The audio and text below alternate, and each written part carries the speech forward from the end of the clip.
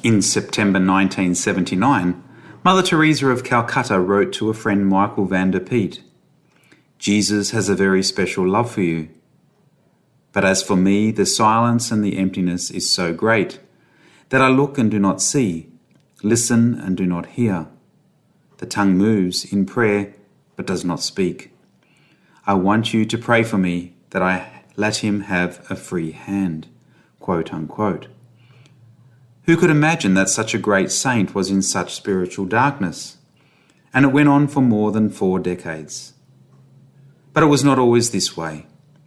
Mother Teresa in her earlier life had deep spiritual experiences of God. One of the more commonly known she defined as her call within the call.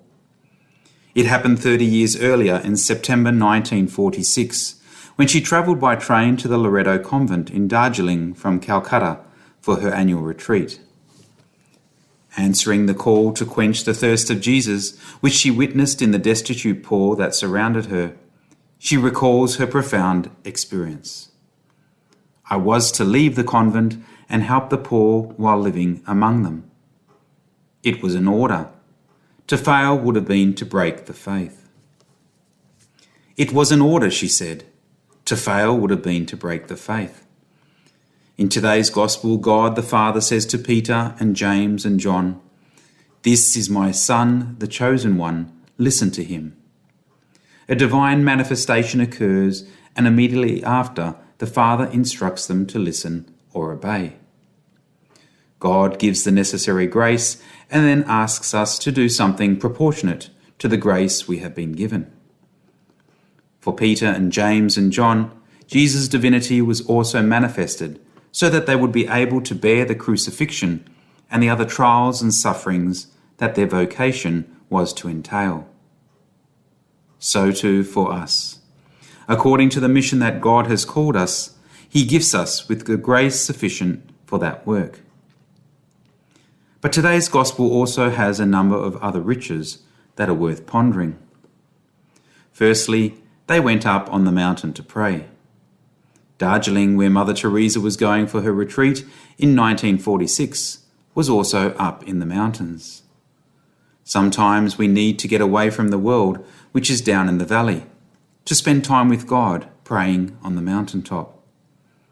And it was on the mountaintop that God manifested himself so many times. Jesus' divinity was manifested on Mount Tabor for Peter, James and John.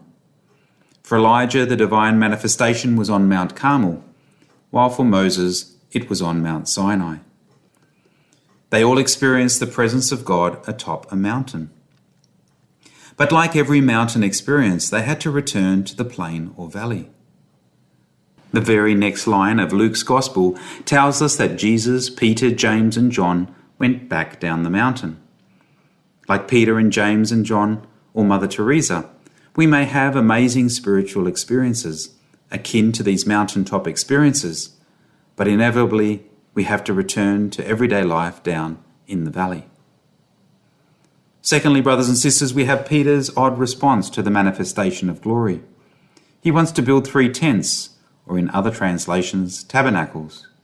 Because the experience was so amazing, it is as if Peter wants to bottle it up by locking Jesus, Moses and Elijah up in tents. But there could be a good lesson in this for us. Just as we have a tabernacle in each church to hold the Blessed Sacrament, such that Jesus can be substantially present to us, so our experiences and graces can be stored in tabernacles in our hearts and minds.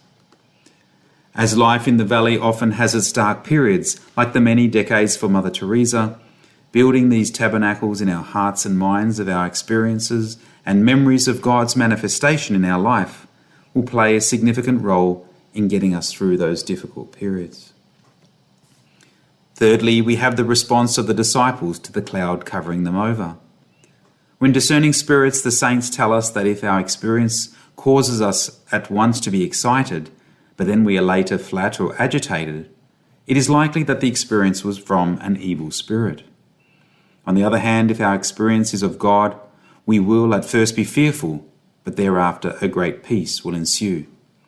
There is a good lesson in this on testing of spirits in our own experiences. And the final point, brothers and sisters, which I wish to highlight from the Gospel is the Father's words, listen to him. In an earlier homily, I asked, how can we know what God's will is in our lives? We can know this by reading Jesus' words in the Gospels, by reading the writings of Peter and Paul and James and John, by listening to the words of Christ's church, and by our own personal prayer. If we do all these things, then we will be able to accomplish the work that God has given each of us to do. And then one day the Lord will say to us, well done, good and faithful servant, enter into your master's joy.